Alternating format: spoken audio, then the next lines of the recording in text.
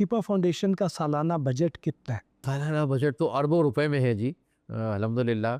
तो और अल्हम्दुलिल्लाह मैंने जैसे पहले भी आपसे अर्ज़ किया कि मैं पाकिस्तानी अवाम का, पूरे पाकिस्तान के अवाम का, हमारे जो ओवरसीज़ पाकिस्तानी बहन भाई हैं, इनका तो जितनी मैं मतलब है कि इनका शुक्रिया अदा करूँ, मेरे पास तो लफ्ज़ भी नहीं है इनका शुक्रिया अदा करने के कि इतनी भरपूर तरीके से मुझे सपोर्ट करते हैं।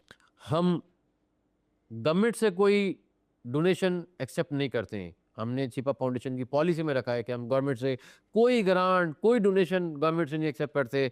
इंटरनेशनल डोनर एजेंसीज़ होती हैं, उनसे हम किसी किस्म की कोई ग्रांट, कोई डोनेशन एक्सेप्ट नहीं करते, किसी किस्म के सिवाय हम कहते हैं कि पाकिस्तान की आवाम मुझे इतना चंदा दे देती है, इतना चंदा दे देती है कि मुझे ज़रूरत ही नहीं है कि इन लोगों के पास जो है वो जाने की। छिपा फाउंडेशन के पास एम्बुलेंसेस कितनी हैं और रज़ाकार कितने हैं पाकिस्तान में? छिपा फाउंडेशन के पास इस वक्त पूरे पाकिस्तान में 1000 एम्बुलेंसों का फ्लीट है और 5000 छिपा फाउंडेशन के टोटल पूरे पाकिस्तान में वॉलेंटियर है, जो इस वक्त दिन रात इंसानियत की खिदमत का जो मिशन है उसमें मसरूफ़ अमल है। अगर इतने बड़े फ्लीट को हम दूसरे इदारों के साथ कंपेयर करें, तो छिपा फाउंडेशन की एम्बुलेंसेस और रज़ाकार उनसे ज़्यादा हैं या कम हैं? कई गुना ज़्यादा है अल्हम्दुलिल्लाह, अल्लाह और अल्लाह के रसूल के फजल करम से। आपकी जो एम्बुलेंसेस हैं, जो लोग उन्हें इस्तेमाल करते हैं, क्या इसकी कोई फ़ीस भी होती है?